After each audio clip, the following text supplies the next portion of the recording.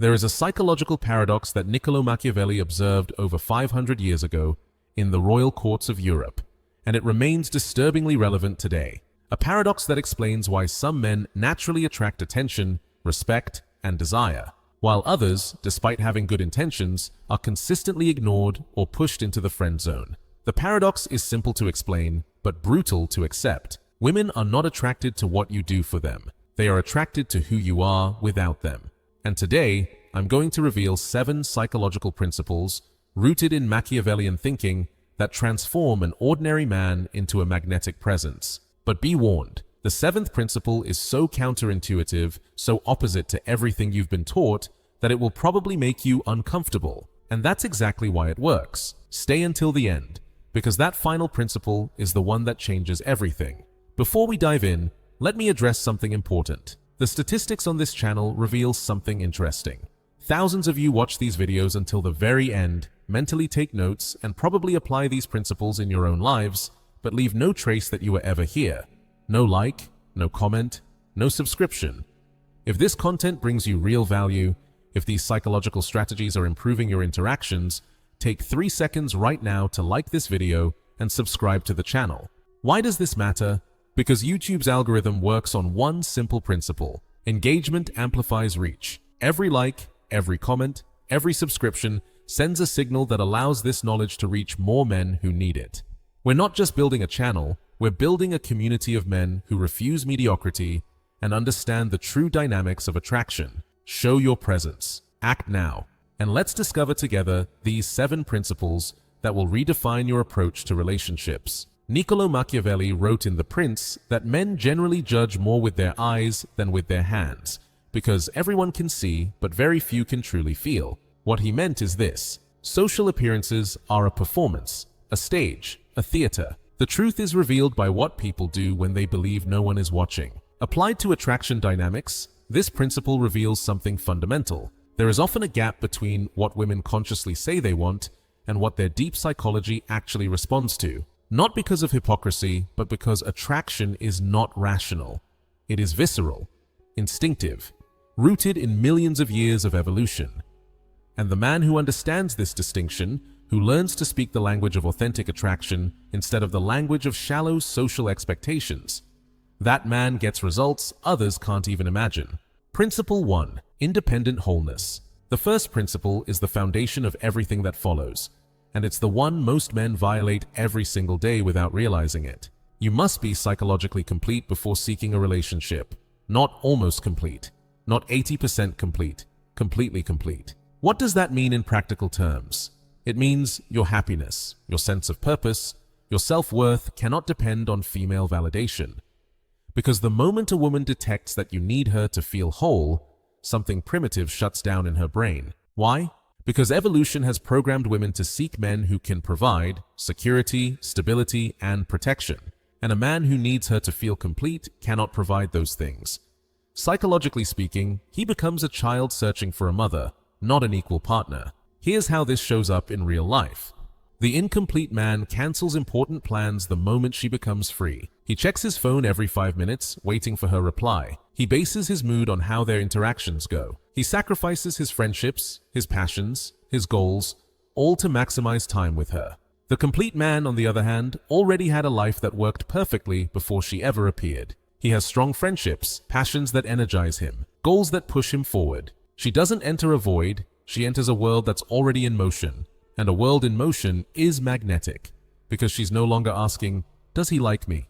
She's asking, can I be part of this interesting life? The power has completely shifted, and that shift changes everything. Now, how do you cultivate this sense of completeness? This is not something you can fake. You must genuinely build a life that fulfills you. Identify 3 areas that truly excite you, not what impresses others, but what lights you up when no one is watching. It could be a martial art, a business you're building, a musical instrument you're mastering, a body you're sculpting. It doesn't matter what it is. What matters is that these areas exist independently of any relationship. They are your anchor, your identity, your foundation. And when you are truly anchored in them, something fascinating happens. You stop chasing women, not as a strategy, but because you're genuinely absorbed in something bigger. And that absorption is one of the strongest attraction signals you can emit. Principle 2. Polarizing authenticity. This second principle goes against everything modern society teaches. You're told to be agreeable, avoid conflict, please everyone. That is the fastest path to total invisibility. Niccolo Machiavelli understood that the man who tries to please everyone ends up pleasing no one. Because when you smooth out your rough edges, hide your strong opinions, and make yourself harmless, you also become flavorless, characterless, and forgettable. Polarizing authenticity means having clear opinions, even if they're not universally popular. It means expressing your values without apologizing, even if some people dislike them. It means being willing to lose the approval of those who were never aligned with you anyway. Why is this magnetic? Because in a world where everyone wears a social mask, where people carefully calculate every word to avoid offending anyone, the man who dares to be authentically himself becomes a fascinating anomaly. Women are not looking for perfection. They are looking for reality. They want to know who you truly are, not the softened, filtered version you present just to earn their approval. And paradoxically, by showing who you really are, including your unpopular opinions, you create a much deeper connection with the woman who actually resonates with you. Here's a concrete example. In conversation, most men agree with everything she says. They avoid disagreement. They sacrifice their own position to maintain surface-level harmony. They think this creates connection. What it actually creates is boredom. The authentically polarizing man, when he disagrees, says it. Not aggressively, not to provoke, simply because it's his truth. I understand your point of view, but I see it completely differently. Here's why. That ability to hold his own position creates respect, intellectual tension, and interest. Now, important clarification. I'm not talking about being a constant contrarian or provoking just for the sake of it. I'm talking about having intellectual and emotional backbone. Knowing who you are, knowing what you stand for, and refusing to dilute yourself to gain approval. And yes, this means some women will reject you. Perfect. Because the ones who stay, the ones attracted to your authenticity, are the ones you can build something real with. The rest would have wasted your time anyway. Principle 3. Calibrated presence. The third principle focuses on something very few men truly master, the art of calibrated presence. Most men operate in binary mode. Either they are completely absent, cold, distant, unavailable, or they are suffocating, over-present, constantly available, 24/7. Both extremes kill attraction. Total absence communicates disinterest. Constant presence communicates desperation. Calibrated presence is the art of dynamic balance. Niccolo Machiavelli observed that power often lies in controlled unpredictability, not random chaos, but strategic variation that keeps others in a state of attention. Applied to relationships, this means your emotional and time availability should naturally fluctuate based on what's genuinely happening in your life. When you're launching an important project, you naturally have less time and energy for the relationship. Your replies are more spaced out. Your interactions are shorter. This isn't a game, it's your reality. When the project ends, when you accomplish something meaningful, you naturally have more space for connection. You become more present, more available, more engaged, and this natural variation creates something powerful. This prevents the relationship from becoming predictable and routine. It keeps the dynamic alive. It forces the other person to stay attentive, to value moments of presence because they are not guaranteed. But here's the key most people miss. This variation must be authentic. If you pretend to be busy while you're actually sitting at home counting minutes, she will feel it. Women have an extremely sensitive radar for authenticity. They detect manipulation from miles away. Calibrated presence only works when it comes from a genuinely rich and varied life. That's why the first principle is so crucial. If you truly have a mission, projects, passions, your availability will vary naturally. You won't need to play games. Your real life will create the necessary dynamic. So what does this look like in practice?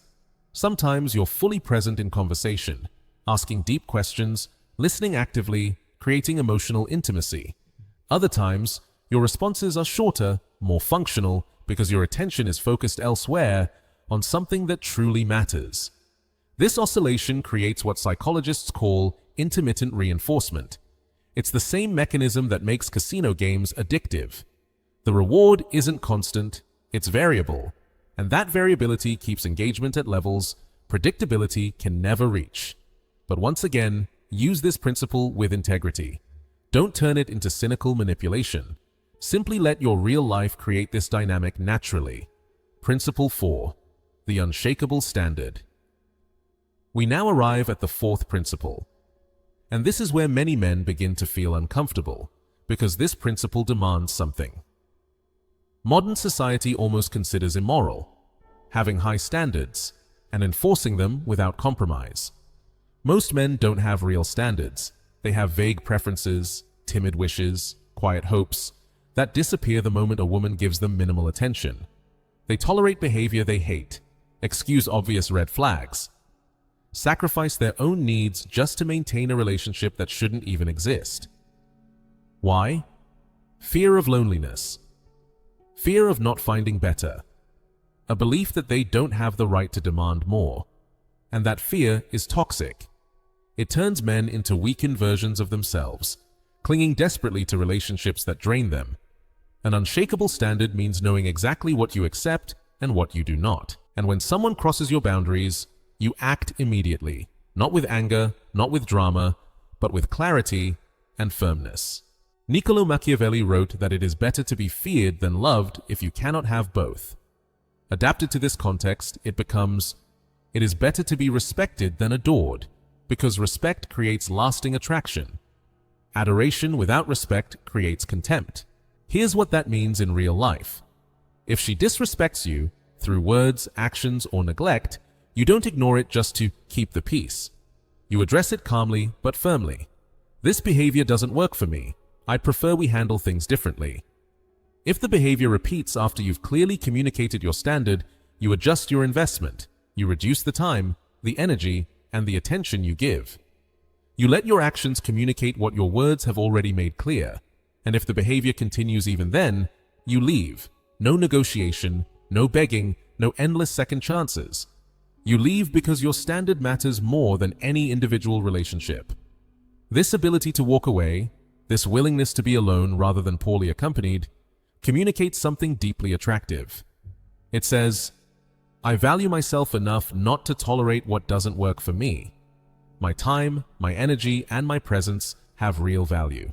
And paradoxically, this willingness to leave often makes leaving unnecessary. Because when someone realizes you're serious, that your boundaries are non-negotiable, that you're not bluffing, behavior changes, respect appears, the dynamic rebalances. But even if that doesn't happen, even if she chooses not to respect your standards, you still win something far more valuable than a dysfunctional relationship. You gain self-respect, and that self-respect is the foundation of everything else. What should your standards be? That depends on you. But here are a few universal non-negotiables every man should have. Basic respect in communication. Emotional and physical loyalty. Mutual contribution to the relationship. The ability to handle conflict maturely. Alignment on core values. If these are missing, no amount of physical attraction or superficial compatibility can compensate. And the man who understands this, who is willing to remain alone rather than compromise his standards, becomes rare, and rarity creates value. Principle 5. Productive tension. The fifth principle will shock those who believe healthy relationships must always be harmonious and friction-free. The truth is very different. Relationships without tension are dead. They're not peaceful, they're boring. Productive tension is the creative friction that keeps a relationship alive, dynamic, and interesting. This is not toxic conflict. It's not constant drama. It's the space between two strong individuals who don't dissolve into each other but maintain their integrity. Niccolo Machiavelli understood that absolute harmony is the enemy of progress. It is through friction, through opposition, through the clash of perspectives, that growth and innovation emerge. Relationships follow the same logic. When two people always agree, when there is never any disagreement, when everything is always smooth, one of them disappears. They hide their real thoughts, sacrifice their real needs, wear a mask to maintain artificial peace. Productive tension, on the other hand, emerges when two authentic people meet. They won't always agree. They'll see some things differently, they'll have needs that sometimes clash. And that's normal. That's not a problem. That's proof that two real individuals are present. The man who understands this doesn't run from disagreement. He doesn't rush to fix every discomfort immediately. He allows tension to exist, to breathe, to reveal what it needs to reveal. Sometimes that tension resolves itself with time. Sometimes it leads to a deeper conversation. Sometimes it reveals a fundamental incompatibility. But in every case, allowing tension to exist is more honest, more mature, and more respectful than suppressing it artificially. Here's how this looks in real life. After a disagreement, the weak man rushes to apologize, to smooth things over, to restore harmony at any cost, even if it means betraying his own position, even if the disagreement was legitimate. The man who understands productive tension does the opposite. He creates space after the disagreement. He doesn't chase, he doesn't beg. He allows both people time to process, to reflect, to return with more clarity. And often, after that space, the resolution is more authentic, more mature, and more respectful than any rushed compromise. This ability to tolerate emotional discomfort, to not panic at the first sign of friction, communicates an emotional strength very few men possess. It says, "I'm not so afraid of conflict that I'll sacrifice my truth to avoid it." And that strength is attractive, because it signals that you can handle real challenges in life, not just the easy moments. That she can rely on you to stay solid when things get difficult, not only when everything is going well. Principle 6. Proportional investment. The sixth principle is a direct application of Machiavellian strategic thinking to modern relationships. Niccolo Machiavelli advised princes to invest their resources where the return was greatest, and to withdraw investment when it became clear it was being wasted. Applied to relationships, this means your emotional, time, and energy investment should be proportional to what you receive in return. Not out of cynical calculation, but out of self-respect and realism. Most men invest massively from the very beginning, giving everything they have before even knowing whether the other person deserves that investment. They treat every new connection as if it's already a committed relationship, offering levels of attention, effort, and emotional investment that should be earned gradually. And what happens? Either they overwhelm the other person with premature intensity, or they create an imbalance where they're constantly giving more than they receive. Both scenarios lead to failure. Proportional investment means starting modestly and increasing your investment only in response to what the other person demonstrates. In the beginning, you offer basic attention, respect, curiosity. You explore, you observe, you evaluate. If she responds well, if she invests too, if she shows that she values what you offer, you increase. You give more time, more emotional depth, more effort. If she doesn't respond proportionally, if she takes without giving, if she treats your investment as guaranteed, you reduce. This approach does two crucial things. First, it protects you. You don't waste your limited emotional resources on people who don't appreciate them. You remain available for those who truly deserve your investment. Second, it creates a healthy dynamic. When your investment is proportional and conditional, the other person realizes something important. Your presence in their life is not guaranteed. They must actively contribute. Demonstrate value. Invest as well. This creates mutual respect and reciprocity. So what does this look like in practice? In early interactions, you don't share your entire life story. You don't immediately reveal your deepest vulnerabilities. You don't reorganize your schedule around her availability. You stay measured, observing how she responds. If she asks deep questions, truly listens, and invests time to get to know you, then, gradually, you open up more. If she stays superficial, distracted, or treats your attention as something she's entitled to, you keep things light and limit your investment. This is not manipulation. This is intelligent self-respect. And high-quality women respect this. They recognize that a man who values his own time and energy is a man who knows his worth.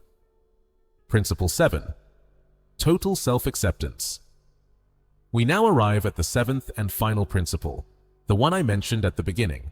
The one so counterintuitive it will probably make you uncomfortable, And that is exactly why it is the most powerful of all. Here is the principle. You must accept yourself fully, completely, without conditions, including the parts of you that society labels as negative. Not to become arrogant, not to become narcissistic, but to reach a level of inner peace so deep that no external validation can shake it. Most men live in a constant state of self-rejection. They've internalized every social message about who they're supposed to be, and they mercilessly judge every part of themselves that doesn't match that impossible ideal. They feel shame about their desires, their weaknesses, their fears, their failures, and that inner shame leaks into every interaction. It creates an energy of begging, a desperate search for external approval to compensate for internal self-rejection. And that energy is repulsive. Niccolo Machiavelli wrote that men are so simple and so driven by immediate needs that anyone who deceives will always find someone willing to be deceived. But he also understood something deeper. The man who truly knows himself, who fully accepts his own nature, cannot be easily manipulated. Total self-acceptance means recognizing that you are a complex human being. You have strengths and weaknesses, light and shadow. You have desires society might judge. You've made mistakes. You're not perfect. And all of that is acceptable. This acceptance does not mean complacency. You can work to improve yourself while still accepting who you are right now. In fact, real improvement is impossible without self-acceptance, because it comes from self-respect, not self-hatred. When you reach this level of self-acceptance, something remarkable happens. You stop chasing approval. You stop adjusting your behavior to please others. You stop wearing masks. You simply become yourself, fully, unapologetically. And that total authenticity, that lack of need for validation, is magnetic. Because in a world where everyone wears masks, where everyone performs an acceptable version of themselves, the person who dares to be completely authentic becomes a fascinating rarity. Women respond to this energy viscerally. They may not be able to explain it rationally, but they feel it. They feel they are in the presence of a man who doesn't need their validation, who is complete within himself, who offers his presence by choice, not by need. And this changes everything. Now she's no longer evaluating you. She's trying to earn your approval. She wonders, am I interesting enough? Authentic enough?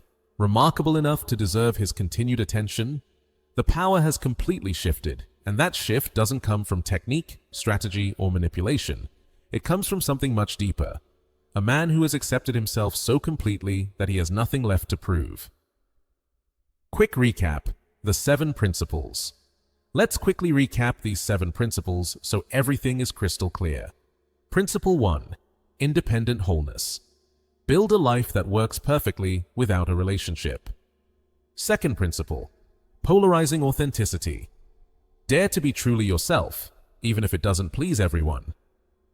Third principle. Calibrated presence. Naturally vary your availability based on your real life. Fourth principle. The unshakable standard. Have clear boundaries and enforce them without compromise. Fifth principle. Productive tension. Allow disagreement and friction to exist without panicking.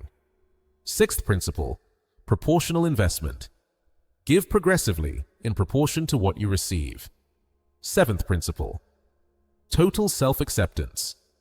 Make peace with who you truly are, completely. These principles are not techniques to apply mechanically, they are states of being to cultivate.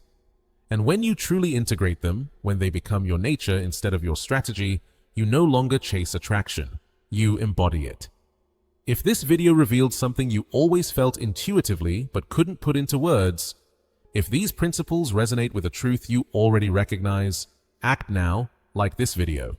Subscribe to Dark Psyche and share this content with another man who needs to understand that real attraction doesn't come from superficial seduction techniques, but from a deep transformation of who you are. In the next video, we'll explore something even deeper: the subtle signals that reveal when a woman has lost respect for you, and how to reverse that dynamic before it's too late. This is not content you'll find elsewhere. This is raw, unfiltered psychology of power dynamics in relationships, and only men willing to face uncomfortable truths will have access to it. I'll see you in the next video, and remember, the man who masters his own mind masters his destiny. The empire of charisma is not a destination, it's a continuous evolution, and you've just crossed a decisive threshold.